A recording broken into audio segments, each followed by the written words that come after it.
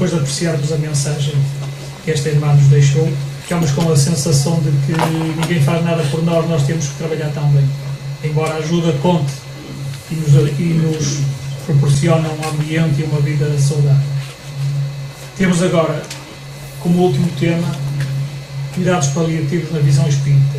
É apresentado pela doutora Maria Paula Silva, especialista em fisiatria, com competências em dor e mestrados em cuidados paliativos, doutorada em cuidados paliativos na Faculdade de Medicina da Universidade do Porto, assistente auxiliar da Faculdade de Medicina do Porto, da Universidade do Porto, exerce atividade profissional no Centro de Cuidados Paliativos do IPO, presidente da Associação de Médicos Espíritas do Norte, vogal da Direção e Associação de Médicos Espíritas Internacional e presidente da Associação Pegadas de Amor. Então, muito boa tarde a todos. Em primeiro lugar, também queria agradecer pela oportunidade de aqui estarmos, agradecer o convite e deixar, sem dúvida alguma, uma palavra de parabéns pelo facto de se conseguir realizar este evento num hospital. Não é fácil, quem trabalha nos hospitais conhece as dificuldades que existem, de facto, para trazer para dentro do hospital muitas destas questões na perspectiva que elas têm sido abordadas e que são abordadas, e por isso, sem dúvida alguma, que mais uma vez quero dar os parabéns a toda esta equipa pela possibilidade de organizar aqui este evento e também quem superiormente teve a abertura, não é, de espírito para permitir esta realização. Só em relação aqui ao meu currículo, só dizer que eu não sou ainda doutorada, sou doutoranda, estou a fazer doutoramento e estava ali, disseram que eu disse que eu era doutorada e não, sou doutoranda de cuidados paliativos. Então, embora o tema inicial esteja como cuidados paliativos e espiritualidade, quando fiz esta apresentação final, optei por escrever cuidados em fim de vida e espiritualidade. E porquê? Porque nós sabemos que os cuidados paliativos na atualidade têm vindo a modificar tem-se vindo a modificar a sua visão e cada vez são, digamos, incorporados os doentes em cuidados paliativos numa fase mais precoce de doença. Hoje sabe-se que, a partir do momento, por exemplo, em relação a uma doença oncológica, que ela deixa de ter uma perspectiva curativa, mas que seja uma perspectiva, digamos, paliativa, de a transformar numa situação com alguma cronicidade, que esse doente beneficiaria em ser também seguido por uma equipa de cuidados paliativos. Por isso, o tema que nós trazemos é mais os cuidados em fim de vida ligados aos cuidados paliativos e a espiritualidade. Para quê? Para nos focalizarmos, de facto, na etapa final de vida dos doentes de quem nós vamos falar. E quando nós falamos de cuidados em fim de vida, do que é que nós estamos a falar? Sem dúvida alguma que estamos a falar de terminalidade, estamos a falar de finitude, estamos a falar da proximidade da morte. E todos nós sabemos que essa é a única certeza que cada um de nós tem. A certeza de que tudo aquilo que nasce na matéria tem um fim e que, portanto, há o processo de morte do ponto de vista físico. E isso é inevitável, não é? Todos nós morremos. Agora, a situação, como é que se vai dar o nosso processo de morte, isso aí é que realmente pode ser diferente. Então, de uma forma muito sucinta, nós podemos sistematizar as quatro grandes formas pelas quais nós morremos. Na primeira representação, eu não vou apontar, que é para não acontecerem acidentes, é melhor, não é? Vou tentar, uma vez, só uma vez. Então, aqui, digamos, neste primeiro gráfico, nós temos a representação da morte súbita, ou seja, a pessoa está no seu estado, digamos, normal, de saúde relativa, não é? E há um evento agudo, fulminante, do qual resulta a morte. Pode ser um acidente, uma ruptura de aneurisma, um evento cardíaco, que vai fazer com que rapidamente o desfecho daquele evento seja a morte. Mas essa não é, quando nós estamos a falar de cuidados na terminalidade, em fim de vida, não é dessas situações que nós estamos a falar, porque essas têm um desfecho súbito. Estamos a falar de todas as outras em que, digamos, há um percurso mais ou menos longo, desde o adoecimento até à morte em si. E dentro desse percurso, que pode ser mais ou menos prolongado, nós podemos referir este percurso que é muito característico da doença oncológica, ou seja, o doente vai progressivamente ao longo de toda a sua doença, digamos, diminuindo a sua capacidade, agravando lentamente, mas há uma fase em que se verifica quando há uma progressão da doença e deixa de haver uma capacidade do seu controle com tratamentos dirigidos à própria doença oncológica. Então, nessa fase é relativamente fácil identificar quando o doente entra numa fase em que vai rapidamente agravar a sua doença, que vai culminar na morte. Um outro mecanismo que nos levará à morte num tempo mais prolongado é, digamos, a situação de uma insuficiência de órgão. E aqui podemos estar a falar da insuficiência pulmonar, da insuficiência cardíaca, da insuficiência hepática, da insuficiência renal. Qualquer insuficiência de órgão vai, com o tempo, crónica, vai levar a um desfecho de morte. E o que é que acontece? Acontece que, normalmente, estas situações, portanto, o doente vai progressivamente e muito lentamente, quase sem se aperceber, vai agravando o seu estado de saúde e depois, episodicamente, tem, digamos aqui, umas agudizações. E às vezes são situações graves que levam, nomeadamente, o doente ao internamento em serviço de cuidados paliativos. Mas, muitas vezes, o que é que acontece é que é possível reverter esta situação e o doente torna a ter alguma estabilidade, embora saibamos que nunca vai atingir exatamente o mesmo ponto antes daquele evento de agudização. E, portanto, o percurso vai ser este, vai ter aqui outra agudização e depois vai ter aqui outra agudização da qual sai. Então, é difícil, muitas vezes, nós percebermos se o doente entrou em mais um desses processos que vai reverter ou se entrou numa fase em que esse processo já não é reversível e que, portanto, vai daí decorrer a situação da morte.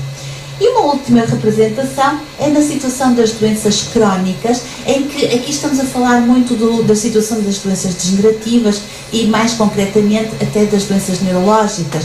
Aqui encaixam-se muito bem, digamos, as demências. Portanto, há uma situação de agravamento progressivo ao longo do tempo e, muitas vezes, é difícil nós sabermos quando é que o doente atingiu uma fase em que está próxima o desfecho final, culminando com a morte. Embora cada vez hajam mais critérios que nos ajudam a identificar esses momentos de aproximação da fase terminal da doença. Mas então, posto isto, qual é a definição de doença terminal? A doença terminal é um termo que se utiliza para designar a situação de um doente para o qual não existe possibilidade de lhe restabelecer a saúde, que apresenta uma doença grave e em progressão e que irá evoluir para a falência de órgãos, culminando na morte. Então, o que nós podemos ver é que, nesta imagem, é que o doente, quando entra nesta fase, é como se nós estivéssemos junto à margem de um rio que leva uma corrente muito forte e, de repente, nós caíssemos nesse rio. Rapidamente, nós percebemos o quê? Que não conseguimos nadar para sairmos no mesmo sítio onde nós caímos. Porquê? Porque a corrente é muito forte e vai nos puxar, não é? Então, o que é que nós fazemos? Nós vamos deixar ir na corrente até sermos capazes de sair do rio. Então, esta analogia ajuda-nos muitas vezes a entender o que é que, de facto, é um doente que entra nessa fase progressiva de doença, não é? Que é realmente quando ele cai nesse rio, que leva uma corrente que não volta para trás. Então, aquilo que nós sabemos é que o processo é acompanhar esse progredir da doença, como se realmente a pessoa fosse no leito de um rio e tentar, tanto quanto possível, desviar os obstáculos no sentido de diminuir o sofrimento. Esta é uma imagem que nos ajuda a entendermos o que é que nós podemos fazer por um doente que entra numa etapa de doença terminal. Mas afinal de contas, o que é uma doença? Claro, aparentemente todos nós sabemos que é uma doença, mas na verdade a doença é uma abstração teórica, porque a doença em si, ela está onde? Ela está nos livros, ela está nas imagens, ela está nos exames de radiologia, ela está nas imagens de microscópio, nessas análises todas, não é? Agora, a questão é que quando a doença encontra uma pessoa, ela deixa de ser uma abstração para ser uma realidade. E é nessa altura que surge o sofrimento. Porque as doenças repetem-se, não é? As doenças repetem-se. Todos nós já tivemos um síndrome gripal. Todos nós já tivemos, vamos imaginar, uma gastroenterite. Ou, por exemplo, um cancro da mama é um cancro da mama, não é? E os cancros, as doenças em si, elas repetem-se. Mas quando, de facto, elas surgem numa determinada pessoa, não é? Elas tornam-se individuais. Porque o sofrimento é único, não se repete. O sofrimento é individual a cada um de nós. E cada pessoa vivencia de forma diferente. E esse sofrimento, queiramos ou não queiramos, é inevitável numa fase terminal de doença. E esse sofrimento, e o que é que nós constatamos? Nós constatamos muitas vezes, e todos nós já passamos, não pela situação, mas de algum familiar, de alguém que nos contou, ou até de alguma situação que nós apreciamos, que nessa fase, quando a doença é irreversível, quando ela entra nesta fase terminal, muitas vezes os médicos baixam os braços e permitem-se dizer que não há mais nada a fazer. Não é? Todos nós já ouvimos essa situação. Desculpa, mas não há mais nada a fazer. Mas como é que é possível dizer a alguém que não há mais nada a fazer se essa pessoa, na verdade, nunca esteve tão doente na sua vida como naquele momento em que ela entra numa fase de terminalidade da sua vida? Ela nunca esteve numa situação tão difícil. Essa situação é única, esse sofrimento é único. Sim, de facto, nós podemos não fazer nada pela doença. Muitas vezes é verdade.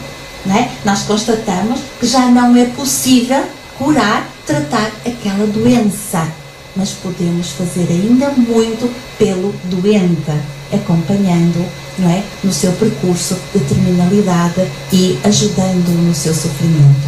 Então é essa reflexão que é preciso nós pensarmos, e é muito esse o objetivo dos cuidados paliativos nos doentes em todo o seu percurso e também na fase terminal.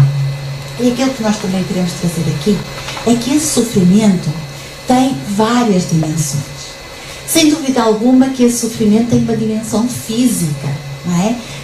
Que à primeira vista é aquele que nos aflige mais, que é o medo da dor física ou de outros sintomas, não é? Mas normalmente nós associamos à dor, o medo da dor numa expressão física.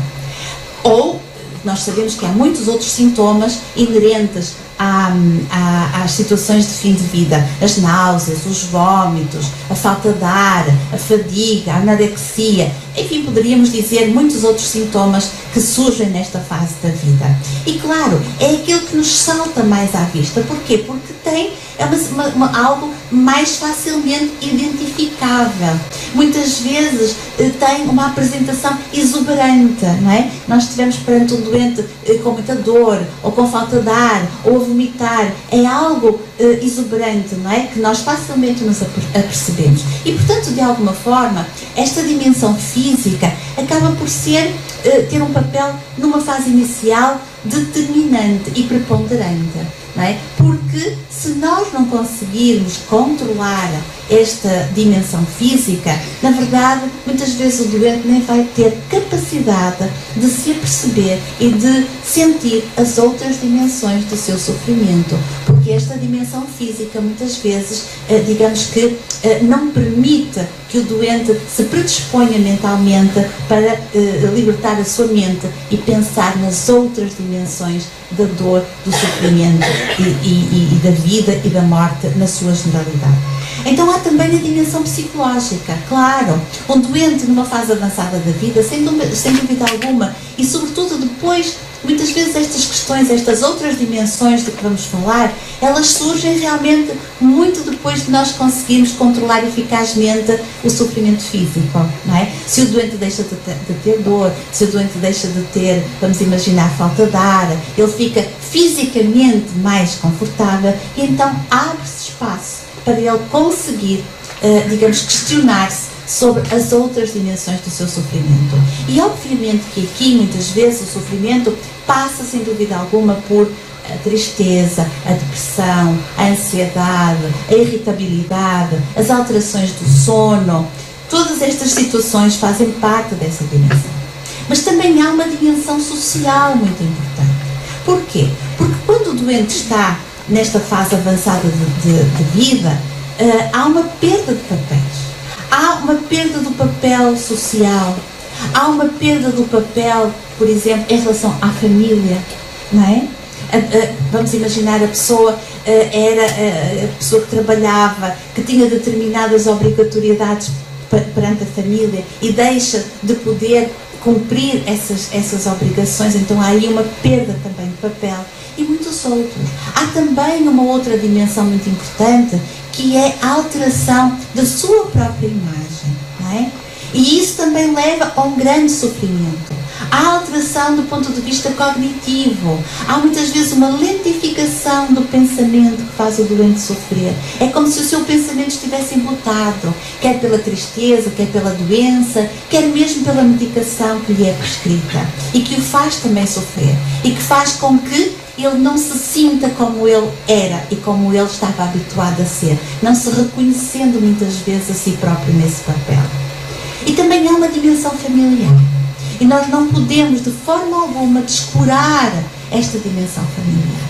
Porque quando alguém numa família está a vivenciar uma situação de doença terminal, sem dúvida alguma que toda a família está em sofrimento, sem dúvida alguma que toda a família, de uma ou de outra forma, está também doente. Então nós temos também que valorizar essa dimensão familiar, no sentido de ajudar não só o doente, mas também aquela família em sofrimento. E sem dúvida alguma que há uma dimensão espiritual. Nesta fase da vida, é aquela fase em que todos nós, um dia, nos vamos questionar sobre o que foi a nossa vida. Qual foi o significado da nossa vida? Nós vamos fazer uma reflexão sobre aquilo que valeu a pena. Aquilo que nós gostaríamos de ter feito e que não fizemos. Vamos, com certeza, que refletir sobre as relações que estabelecemos. Temos tempo para equacionar a possibilidade de repararmos afetos. Falou-se hoje muito no sentido de perdão e do autoperdão. É também um tempo de perdão e de autoperdão, que muitas vezes é importante nesta dimensão mais abrangente, no encontro do significado da vida, não é? E também há aqui muitas questões, não só na análise retrospectiva, mas também numa análise, digamos, de futuro. O medo do que vai acontecer, o medo do desconhecido. O que é a morte? O que a morte representa? O que me vai acontecer? Independentemente da crença de cada um, seja ateu, tenha uma espiritualidade e seja ela qual for, estas questões são inevitáveis nesta fase de vida, não é? É o processo, é, digamos, uma reflexão em vida sobre o processo da morte.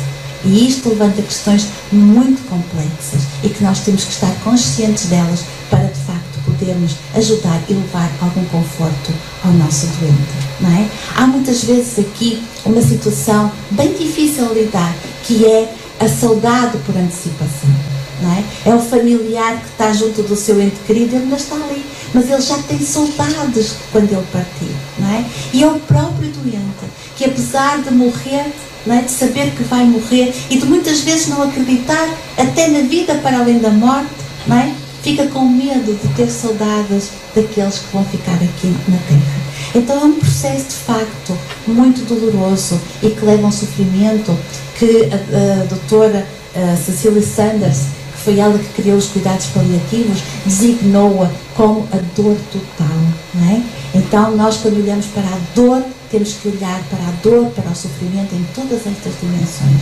Para quê? Para que possamos ajudar o nosso doente a chegar, depois da viagem daquele rio, com uma corrente forte, depois de o ajudarmos a ultrapassar alguns dos obstáculos, para que ele de facto possa atingir estas águas calmas que lhe permitam partir, digamos, em paz e em serenidade no seu momento de morrer.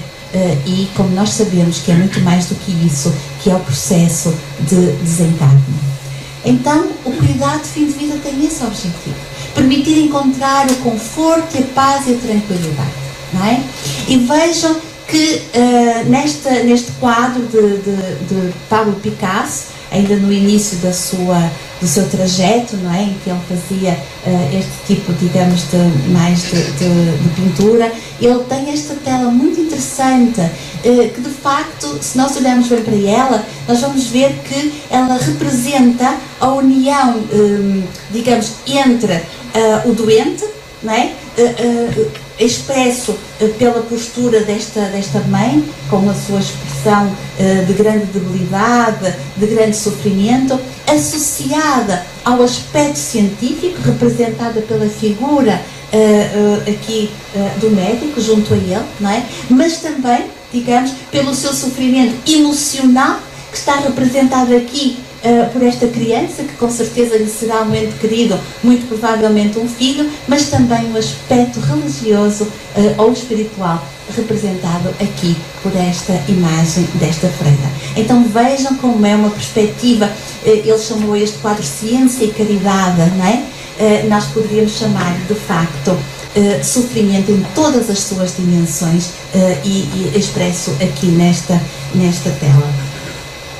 E porque de facto é só nessa perspectiva que nós conseguimos levar o alívio do sofrimento. Porquê? Ou o conforto. Porque aquilo que nós sabemos é que muitas vezes o mais difícil não é sofrer. O mais difícil é sofrer sem sentido. O importante é nós conseguirmos encontrar um sentido para a vida, não é?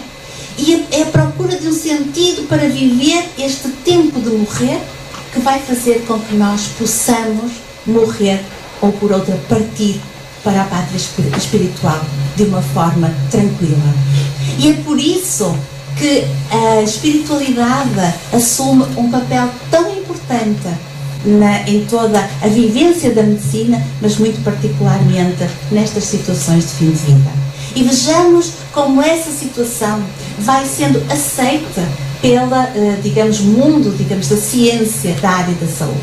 Podemos ver aqui neste gráfico o número de artigos publicados por ano desde 1900, e não consigo ver muito bem, e 59, desde 1959, em que praticamente não se publicavam artigos sobre a espiritualidade, a religiosidade e os cuidados paliativos, até 2017, um pouco antes, em que nós podemos ver aqui que foram publicados anualmente 400 artigos.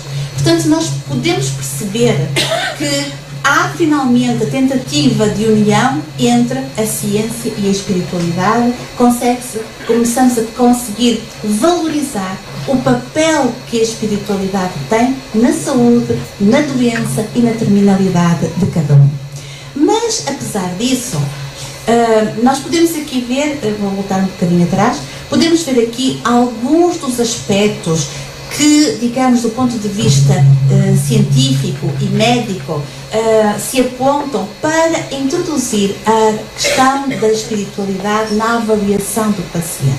Então, aquilo que já se consegue perceber e que dá origem a que essa dimensão seja valorizada e que resultem naqueles artigos todos que nós vimos aqui, é que há uma constatação de que muitos doentes de facto são religiosos, têm a sua religiosidade, a sua espiritualidade, as suas crenças religiosas, e isso ajuda-os a lidar com muitos aspectos da sua vida. É uma constatação. Os artigos provam-no, não é? As crenças religiosas, por outro lado, muitas vezes podem ter influência nas decisões médicas, então elas têm que ser consideradas. porque por uma determinada crença religiosa, o doente pode aceitar ou rejeitar uma determinada ação médica. Também a atividade e crenças religiosas estão relacionadas com melhor qualidade de vida. Há estudos a comprovarem uma diminuição do número de dias de internamento, do aumento da sobrevida, do maior controle de hipertensão arterial, enfim, e de outros parâmetros que já foram avaliados em estudos sérios sobre o efeito, digamos, da espiritualidade nessas pessoas. E também, um outro aspecto que é analisado é que muitos doentes gostam que os médicos ou os outros profissionais de saúde comentem as suas necessidades espirituais. Mas apesar desta constatação, existem barreiras e dificuldades à abordagem desta dimensão pelos profissionais de saúde. E isso é um facto. Todos nós que aqui estamos sabemos perfeitamente que há essa barreira, não de todos, mas de uma grande percentagem de profissionais de saúde que de facto não se predispõem a esta, digamos, abordagem da espiritualidade em medicina. Então podemos alegar vários motivos. Falta de tempo, sim, com certeza, todos lutamos contra o tempo. Falta de conhecimento sobre a espiritualidade, também. Falta de treino, com certeza. Se nós não trabalhamos, se não temos tempo, vai sendo um crescente. E um desconforto com o tempo, não é? Porque é difícil abordar a espiritualidade. Como eu costumo dizer, quando nós abordamos a espiritualidade, nós sabemos como é que começamos aquela conversa, mas não sabemos para onde é que aquela conversa se vai dirigir e se nós vamos conseguir segurar as pontas ou não. É algo que nos traz muita responsabilidade, não é? E tanto ela pode ter um desfecho positivo, como se não formos cuidadosos e se não tivermos conhecimento sobre esta questão, nós podemos levar, digamos, uma mensagem negativa e podemos até correr o risco de aumentar o sofrimento do nosso doente. Então, isso é preciso nós também pensarmos, que exige treino, que exige estudo e exige sensibilidade na abordagem destas questões, não é? Por exemplo, nós sabemos que nos Estados Unidos um assistente espiritual e religioso tem uma formação obrigatória de 4 anos, não é? Para realmente poder fazer essa prática dentro de uma instituição, digamos, da área da saúde. Então, de facto, claro que nós temos que ser muito autodidatas no estudo, mas temos que ter essa consciência, essa responsabilidade da importância de estudar todas estas temáticas. Mas, apesar de nós podermos apontar todas aquelas questões para o facto dos profissionais da saúde não abordarem a questão da espiritualidade, e mesmo nos doentes de fim de vida, quando eles próprios nos trazem essa questão, muitos se desviarem dessa questão, na verdade, porquê? Se nós já reconhecemos que isso é importante, essa dimensão, é porque a maior parte daqueles que falam da espiritualidade, dos artigos que falam da espiritualidade, eles falam numa perspectiva de respeito pela espiritualidade do doente, reconhecendo que aquela vivência do doente, de alguma forma, tem um efeito positivo no doente, mas não porque eles próprios analisem e estudem a importância da espiritualidade como realmente a sua ligação ao transcendente. Então é essa a grande diferença. É que não nos iludamos. Quando nós estamos a dizer que de facto há muitos artigos escritos sobre espiritualidade, sim, mas é nessa perspectiva. É na perspectiva de reconhecer que aquela dimensão ajuda aquela pessoa. Então, pelo direito, pela liberdade que o doente tem que ter, então tem que respeitar essa dimensão e dar espaço, não é? Mas como eu faço pelo respeito à crença, pelo respeito da importância que isso representa para o doente, não é? Eu acabo por abordá-la, mas abordá-la de uma forma incompleta, porque no fundo eu não a entendo na sua dimensão global. E isto é uma constatação. E Elisabeth Kubler-Ross, uma eminente psiquiatra, ela foi das primeiras pessoas a trabalhar junto de doentes terminais, não é? E ela fez um importantíssimo trabalho sobre estas questões da espiritualidade durante o fim de vida. Enquanto ela falou nessa linguagem, não é? Nessa linguagem de respeitar a espiritualidade do doente, de acompanhar o doente no final de vida e tal, ela estava tudo bem, não é? Ela era aceita pelos colegas, ela tinha de facto uma grande abertura no seu trabalho, mas a partir do momento em que ela passou à fase seguinte, que foi aceitar que existe o espírito, aí a coisa complicou-se. Aí ela teve muitas dificuldades no seu percurso, não é? E de alguma forma foi, enfim, até um pouco ridicularizada pelos seus companheiros. Então é isso que nós temos que perceber. É que se fala muito de espiritualidade, mas a espiritualidade é uma terminologia muito abrangente, não é? Que é a nossa relação com o nosso eu profundo, com a transcendência. Ela pode estar expressa na natureza, em várias coisas. Mas há uma diferença entre falar dessa espiritualidade e falarmos na questão da existência do espírito. E por isso é que Allan Kardec teve necessidade de criar um outro nome e criou o espiritismo, não é? Porque aí é uma outra dimensão e nós não estamos nessa dimensão. Não estamos no mundo da saúde, não estamos nessa dimensão, certo? Estamos ainda dessa aceitação. Então, o nosso caminho ainda é muito longo, este trajeto, não é? Porque o nosso objetivo será esse, será, digamos, incorporar não esta visão da espiritualidade, da aceitação nessa visão global, mas aceitar a existência do espírito, aceitar o ser humano enquanto constituído por corpo físico, perispírito, se lhe quisermos chamar assim, e espírito, e então nessa integração mudarmos o paradigma da medicina para uma medicina de facto integrativa e mais humanizada. Já há muitos trabalhos dentro da ciência e da espiritualidade que nos apontam nesse caminho, mas são ainda relativamente poucos, não chegam a todos e são necessários mais estudos. Já se falou hoje sobre o corpo bioplásmico. Esta designação não é uma designação dos espíritas, não é uma designação trazida por Allan Kardec. O corpo bioplásmico foi uma designação dada ao corpo energético estudado pelos russos, que até eram ateus. Portanto, não tem nada a ver com a questão do espiritismo, não é? Depois também há muitos estudos sobre as visões no leito da morte. Estudos sérios. As experiências de quase morte, um pouco por todo o mundo, não é? E os estudos sobre a reencarnação. E sobre tudo isto, há já muitos estudos científicos, não é? Então é muito importante nós percebermos que, ao contrário do que aconteceu durante muito tempo, em que a ciência para crescer se teve que separar da religião, agora nós percebemos que há um processo inverso. Digamos que o conhecimento científico vai se aproximando daquilo que nós já vemos a falar, nós não fomos nós que começamos, mas de facto vai se comprovando aquilo que Allan Kardec nos trouxe com a sua codificação e que depois foi desenvolvido por muitas outras obras, não é? Então é nessa perspectiva de união entre ciência,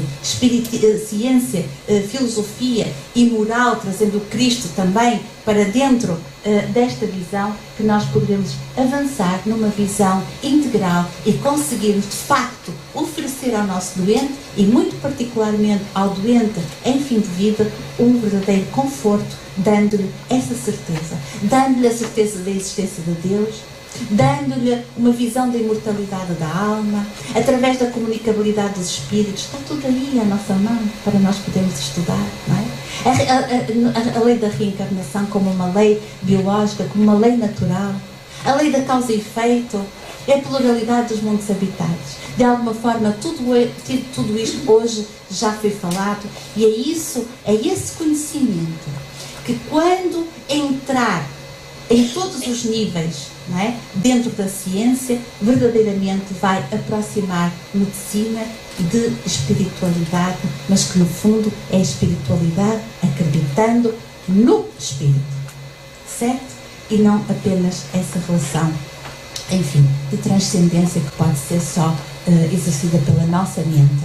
Então o importante nesse caminho será que quer o profissional de saúde, quer a família, quer o doente tenham o mesmo nível de entendimento. E aí sim, aí todos nós vamos falar da mesma questão. E aí nós vamos conseguir abordar com o nosso paciente verdadeiramente as questões que os preocupam em todas as dimensões, nomeadamente o da espiritualidade, assumindo-se da importância do espírito para além do corpo físico. Então, com este conhecimento é que nós vamos poder levar uma mensagem diferente, vamos entender de forma diferente o que é a doença terminal, o que é o morrer, o que é a morte e o que é que existe para além dela.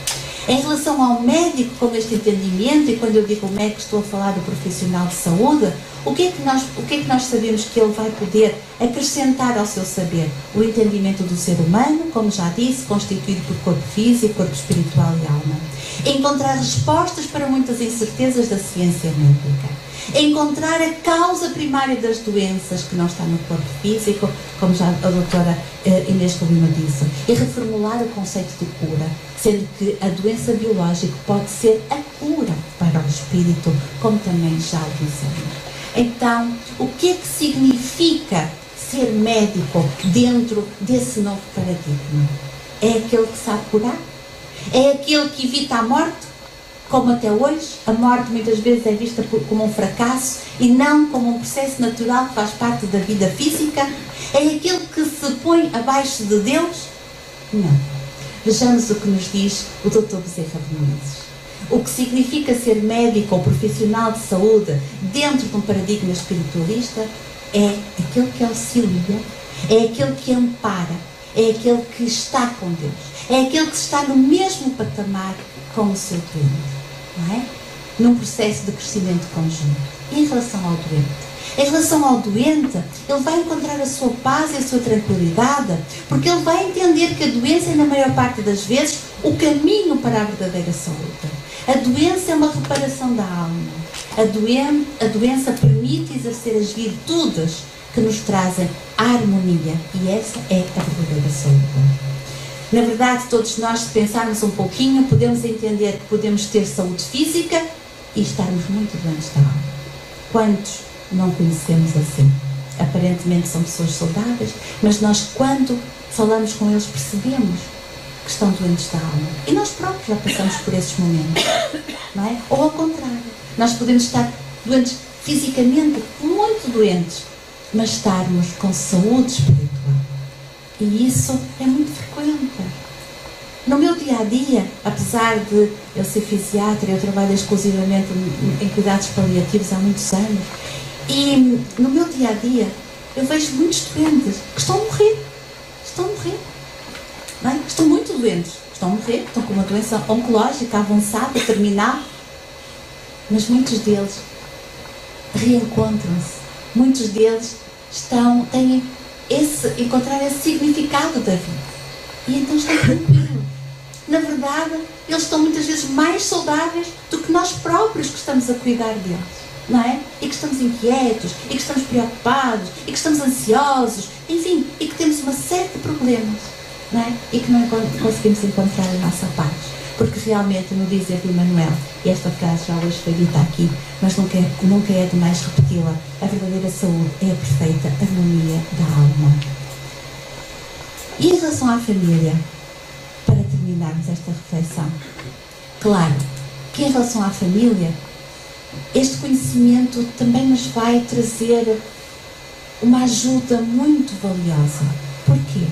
Porque é evidente que, por mais que nós tenhamos a certeza da vida para além da morte do corpo físico, não é?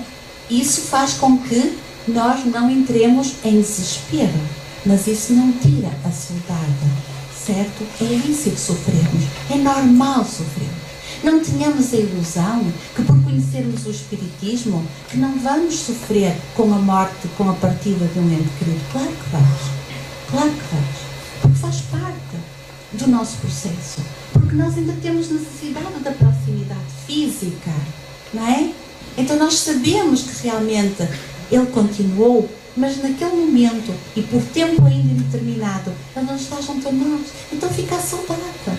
A saudade é um sentimento lícito, não é? Embora depois o tenhamos que trabalhar progressivamente. Agora, quer para o médico, quer para os profissionais de saúde no geral, quer para o doente, quer para os familiares, todo este conhecimento assente realmente na doutrina espírita. O que é que nos traz? Ela vem nos mostrar a importância da doença terminal. O quanto, por vezes, aqueles meses, aquelas semanas, aqueles dias são importantes no sentido de repararmos em determinado tipo de situações, de perdoarmos, de dizermos a alguém que o amamos. Porque muitas vezes nós passamos uma vida junto de outra pessoa que amamos, mas esquecemos de lhe dizer. E muitas vezes é essa altura em que nós vamos dizer que amamos aquelas pessoas, que lhe perdoamos e que pedimos perdão, não é?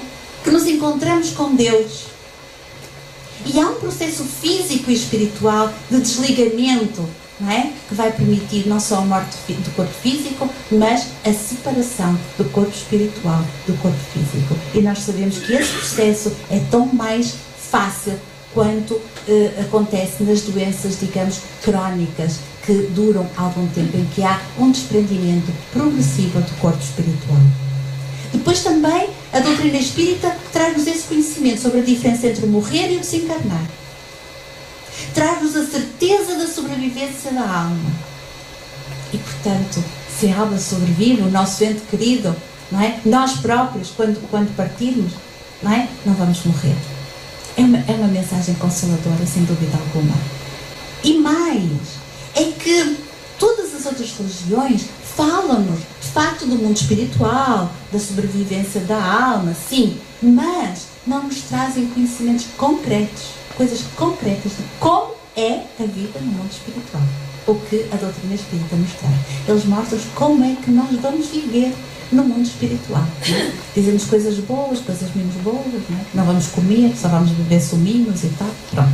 Mas a verdade é que há um conhecimento concreto do que é que se passa no mundo espiritual, não é?